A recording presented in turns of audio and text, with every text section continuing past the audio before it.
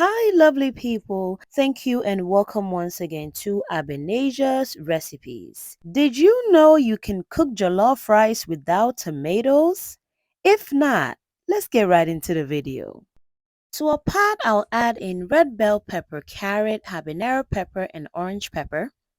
I also have red onion, scallion, green bell pepper, celery, ginger, and garlic. I'll add beet root, beet stem, basil, fresh thyme, and fresh rosemary. I'll add a bit of water, cover and allow it to steam for about 15 minutes, stirring periodically.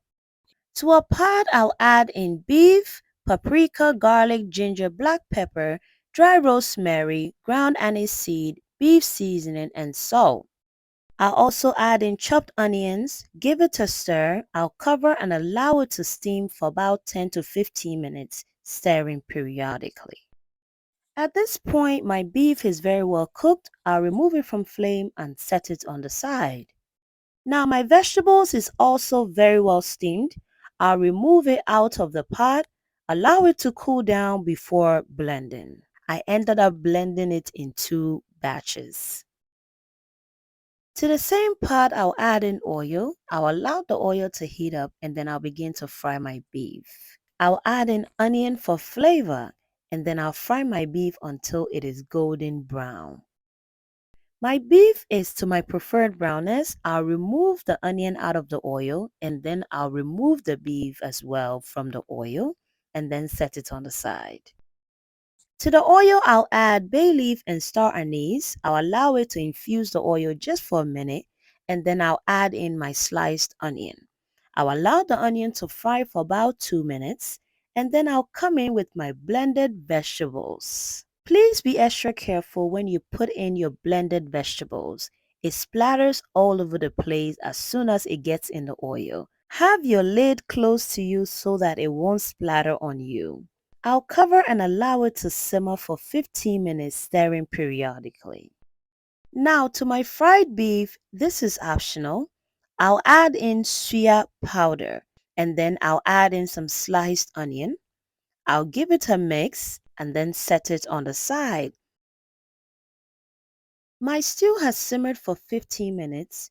I'll add in curry powder, nutmeg, beef seasoning, ground aniseed, and ground coriander. You can add in any natural seasoning or natural spices of choice.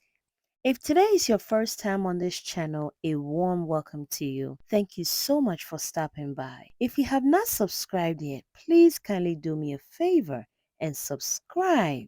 And to my returning subscribers, thank you so much for always coming back to support. God bless you. Oil has settled on top beautifully. I'll give it a quick stir and then I'll come in with my washed rice. I'm using Jasmine rice. You can use basmati or parboiled rice for this recipe. I'll add in a tablespoon of salt and then I'll give it a mix. I'll allow the rice to toast for about 5 minutes. It also allows the rice to absorb all the flavors in the stew. I'll come in with my beef stock from the beef that we cooked earlier and then I'll add in about a cup of water. As you can see, there is so much moisture in the rice, so I was very careful when adding the water. Please add the water according to the type of rice you're using. I'll cover and allow the rice to cook for about 10 minutes or until it absorbs all the liquid. 10 minutes later, I'll check on my rice. I'll give it a mix and then I'll cover with aluminum foil and cook the rice on a very low flame for about 10 to 15 minutes or until the rice is tender. 15 minutes later, my no tomato jollof rice is ready. Can you tell it doesn't have tomato? No, you can't. This looks absolutely delicious and it tastes amazing. The only thing is it's a bit spicy, but you can control how spicy you want your jollof rice. Thank you so much for staying with me until this time.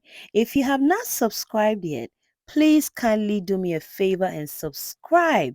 You like, you comment, and then you share this video with your friends.